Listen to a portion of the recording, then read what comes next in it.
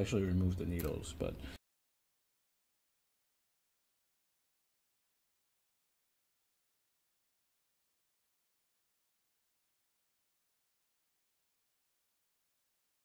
I suggest finding a 12 volt power supply. You can buy one from Walmart, one of those little plug-in deals with adjusters for like $5 or something like that. Just get one of those, will work. Thanks.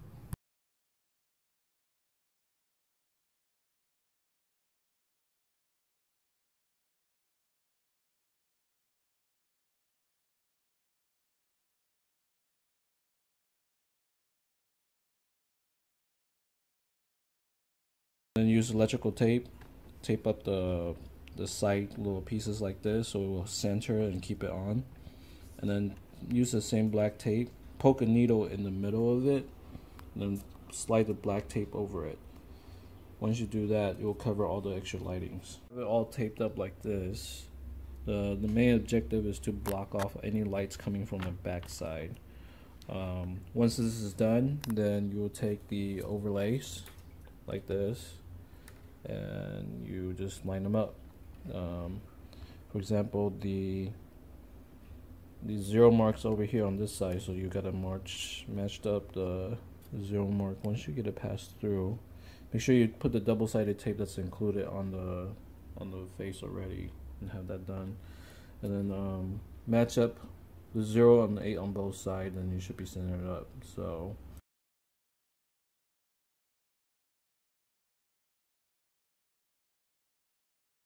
please check all LEDs for proper functioning. You do that by simply connect to a 12 volt power supply, whether it's a charger or some kind, such as your cordless drill or anything that has 12 volt. Just lightly tap it, make sure it doesn't burn up the wires. These are all homemade, so there's very small contact points on these things that may touch each other when I roll them up. So just verify, double check. I'm not responsible if they burn up. Just for safety measures, please check.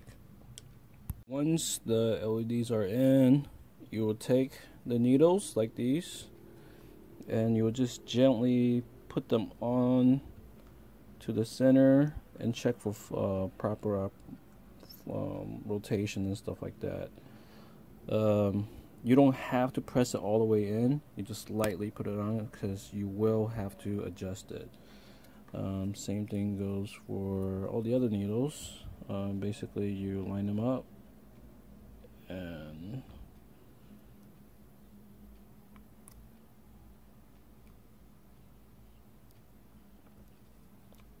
put into the original pin. Yeah, just put it on and check it for proper operation. You don't want to twist the needles too much and damage your motor.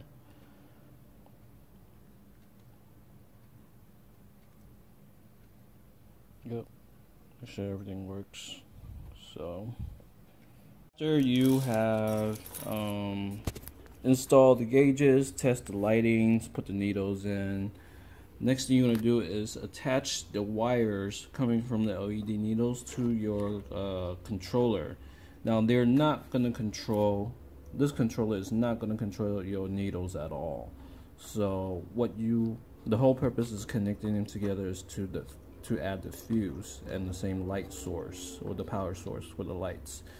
So this is the side that goes to your car harness that has a fuse on it.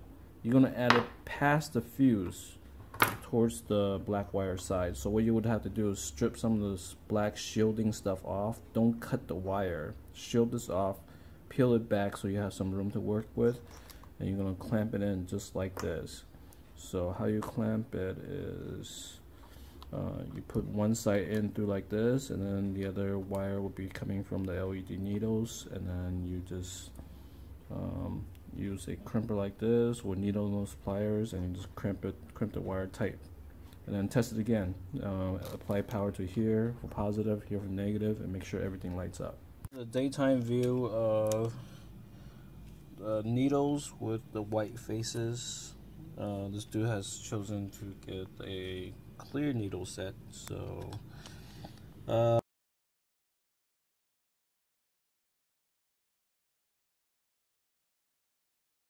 Next, we're gonna be calibrating this.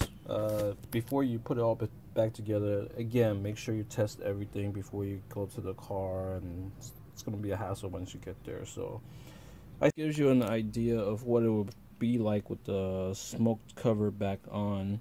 Previously, you can see the gauge faces, but you cannot see the needles at all because it was just simply not lighted and too dark because we got the smoke covers. Now you can have the option of either keeping the covers on or take them off, and you can still see the needles. It's nice and clear, and even with the bright light in the background, you can still see pretty well. So